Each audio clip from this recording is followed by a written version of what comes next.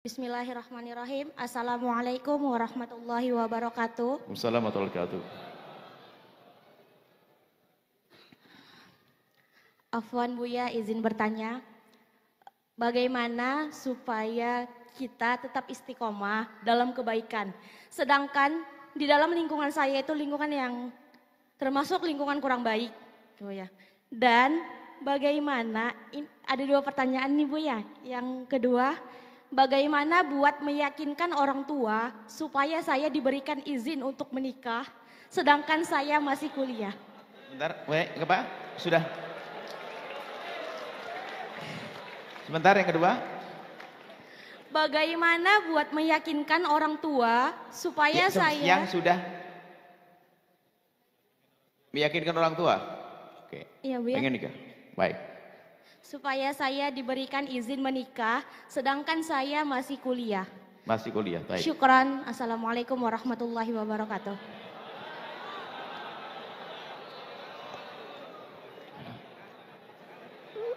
Saya jawab yang kedua dulu karena yang hangat itu yang kedua.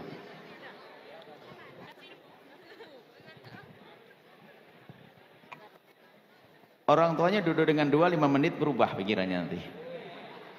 Enggak sih. Jadi gini, wahai para orang tua. Kalau seandainya ayahnya atau ibunya dengar pengajian Buya hari ini, Anda pulang nggak usah pakai jawaban. Langsung. Cuman ngaji enggak beliaunya, ini jadi masalah. Kalau ngaji sudah enggak usah pakai jawaban. Banyak orang tua seperti itu. Dia anaknya masuk kuliah, pengen nikah, marah. Baru kuliah, pengen nikah. Selesaikan dulu. Akhirnya anaknya karena sudah dibentak ibunya nggak berani ngomong lagi. Menyelesaikan kuliah, dapat sarjana ekonomi plus pezina. Nggak disadari. Kalau seorang sudah berani berkata pengen nikah, itu serius. Karena dia ngerti tanggung jawabnya. Maka justru yang waspada itu justru mereka tidak pernah menyebut tentang pernikahan. Karena kalau masih Anda punya anak kok ngomong pernikahan, berarti anak Anda peduli dengan yang halal. Hei hamba Allah, fahami ini. Adapun masalah menundanya tentu dengan cara yang cantik, yang sekiranya dia juga bakal mampu untuk menunda. Kalau ternyata tidak mampu menunda, Anda jangan menunda. Bisa saja dijanjikan selesaikan dulu ini, tapi janji yang serius. Atau disibukkan dengan suatu yang lainnya. Tapi nggak boleh pakai, nggak boleh. Loh, ini urusan syahwatku bukan syahwatmu, Pak. Urusan syahwatku. Seperti itu. Jadi kalau masih kuliah, Buya dulu nikah masih kuliah. Cuman kita punya prinsip, apalagi waktu itu kita ngurusi mahasiswi. Mahasiswi perempuan semua kan? Saya laki kan. Saya daripada saya pusing, kalau saya mikir gampang-gampang, saya bawa ruwet-ruwet. Tutupan cek selesai. Jadilah gara-gara saya ngurusi, saya ngomong, saya izin ke Abah Umi pengen nikah ini. Modalnya modal dengkul. Ya sudah, kalau saya mau Abah ngizini, guru saya ngizini, terserah, saya mau nikah. Akhirnya betul nikah. Ya sudah, kalau masih sama-sama kuliah, ya akhirnya kita pakai satu rumus hidup yang luar biasa indah. BSS, bayar sendiri-sendiri. Saya gitu, dengan istri BSS. Tanyakan nanti, sudah kenal Umi? Belum kesini Umi? Belum? Sudah kesini waktu itu ketemu. Tanyakan, BSS. 6 tahun tidak mau saya belikan baju. Karena waktu itu dia nemeni kuliah sampai kita 6 tahun berikutnya. Hanya saya sekolahnya lambat, saya sekolahnya lama banget. Saya tidak seperti orang lain, cepat-cepat. Saya nggak pinter-pinter, jadi sekolah saya lama banget. Jadi setelah saya nyelesai, nambah 6 tahun namanya. BSS. Bayar sendiri. Jadi cuman saya tahu diri, dihabisin dulu duit saya, baru duit dia. Masa duit istri, malu dong. Masa duit istri pakai dulu, enggak. Setelah duit saya habis, baru duitnya beliau. BSS. Makanya pemahaman ini penting. Yang penting kan anak sampai kepada cita-citanya. Jangan sampai kita menikah anak putri kita hanya mengharap biar dapat duit dan sebagainya. Loh, sekarang naudzubillah, anak itu waktu berpacaran dia ngeluarkan duit loh, yang traktir segala macam. Belum lagi zinanya. Oh, naudzubillah. Waktu anak pacaran makan enggak dia? Bukan anak Anda mah baik semua. Waktu anak pacaran, anak laki-laki waktu pacaran dengan anak perempuan, anak laki-laki itu makan enggak? Makan di rumah siapa? Bapaknya. Anak perempuan makan enggak? Makan di rumah siapa? Bapaknya. Pacaran sampai berlebihan, zina juga, tetap makan enggak? Makan. Anak laki-laki makan di rumah siapa? Bapaknya. Anak perempuan sama siapa? Bapaknya. Haram tuh BSS mau bayar sendiri. Giliran halal giliran halal BSS gak mau. Ini kan keblinger. Ini harus halal itu penting. Coba bayangin saja wahai anak putriku, baru semester 1 nikah, suaminya Masya Allah, bayangkan dijemput, dianterin, ya Allah, tasnya dibawain,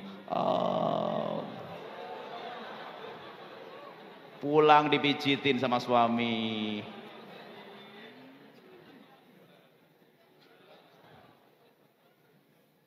Ini senyum semua ini bakal denger omongan Buya ini.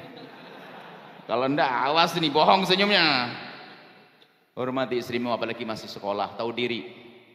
Apalagi kau tiba-tiba hamil, ya harus lebih memahami dong. Hamil sambil sekolah, paham? Ngerti? Jadi hidup itu bukan untuk memperbudak.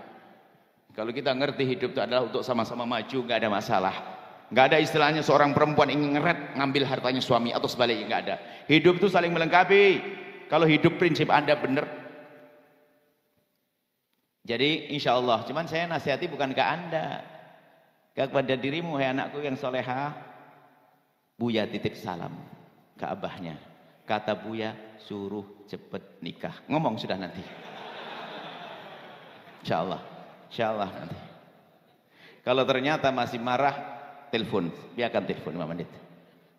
Sudah pengen. Ada wanita, kalau seorang anak gadis atau laki-laki sudah mau bicara nikah, artinya itu memilih yang halal. Kalau dia nggak baik, ngapain ngomong sama bapak? Yang penting aku senang. Naudzubillah.